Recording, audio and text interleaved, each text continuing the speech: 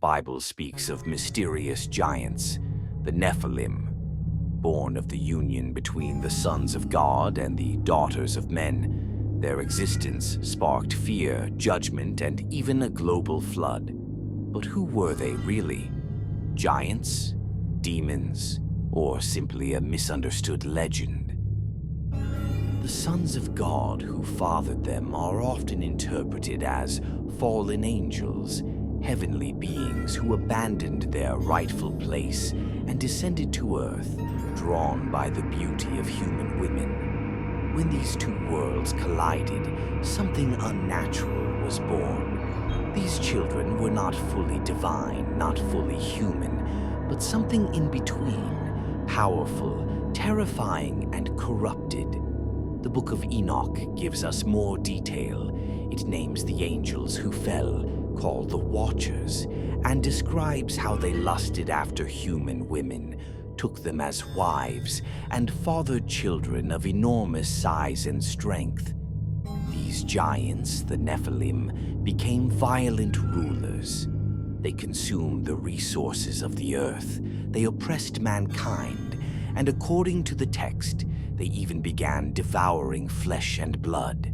Humanity's world, once peaceful, became filled with violence, fear, and bloodshed.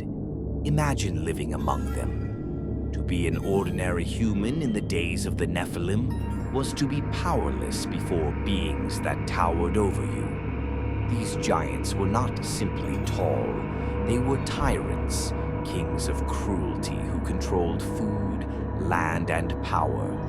Human life was cheap to them, and their very existence overshadowed civilization.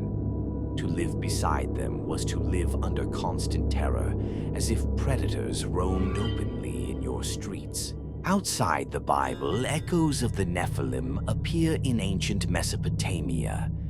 The Epic of Gilgamesh, one of the oldest works of literature in history, tells the story of a mighty king who was said to be 2/3 divine and 1/3 human. Gilgamesh was described as a giant, a man of extraordinary strength who ruled the city of Uruk. His tale is filled with themes of violence, arrogance, and the pursuit of forbidden knowledge, traits that mirror the descriptions of the Nephilim in the Book of Enoch. Even more striking, the story of Gilgamesh includes a great flood sent by the gods, a direct parallel to Noah's flood in Genesis. For some, Gilgamesh represents the memory of the Nephilim in another culture, a man of renown whose legend endured long after the giants themselves were gone. The Nephilim's reign on Earth was short, but devastating.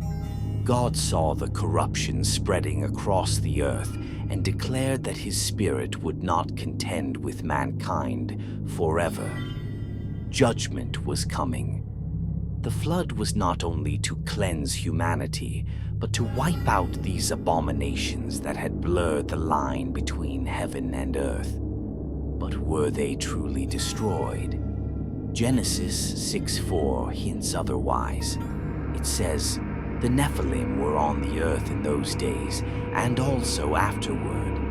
This cryptic phrase has led many to believe that the Nephilim returned, or at least their descendants did, after the flood. The spies in Numbers 13 reported seeing giants in the land of Canaan, so large they felt like grasshoppers beside them. Deuteronomy tells of King Og of Bashan, whose bed measured 13 feet long, and of course there was Goliath, the Philistine warrior nearly 10 feet tall, who defied the armies of Israel until David struck him down. So what does this mean? Were the Nephilim wiped out and then reborn? Did some of the fallen angels repeat their rebellion? Or were these giants different, simply the remnants of corrupted bloodlines? The Bible does not give us every answer, but it gives us glimpses, enough to show that the shadow of the Nephilim did not vanish overnight. Beyond the Bible, their legacy echoes in myth.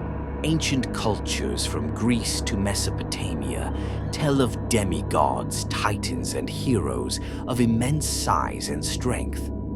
The Epic of Gilgamesh describes a king 2/3 divine and 1/3 human, a mighty figure tied to flood legends eerily similar to Noah's.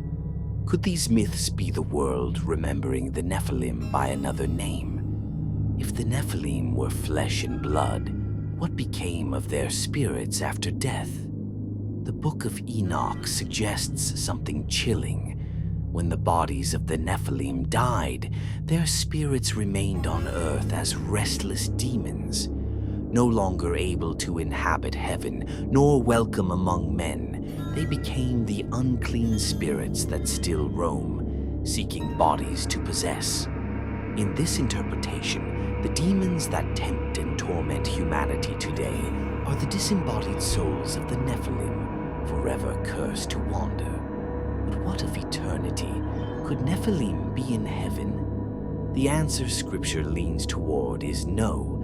Heaven is not open to the rebellious, not to fallen angels, and not to their hybrid children. Jesus himself said that angels in heaven do not marry nor reproduce. The Nephilim were a distortion of God's design, born from rebellion, and thus excluded from eternal glory. Their fate, like that of the fallen angels, is judgment. And yet the fascination with them endures. The Nephilim embody humanity's deepest fears, that the powerful will consume the weak, that forbidden unions lead to corruption, and that evil can grow so great it demands destruction. They are more than giants. They are warnings. Warnings of what happens when heaven's order is broken, when pride and lust lead even angels astray. Some see the Nephilim as symbols, not physical giants, but representations of humanity's sin. They symbolize excess, pride, violence, the worst of mankind amplified. Others see them as literal, pointing to physical giants whose bones, weapons, and legends remain scattered across the world. And others believe their return is not just history, but prophecy. Jesus warned that the last days would be as the days of Noah.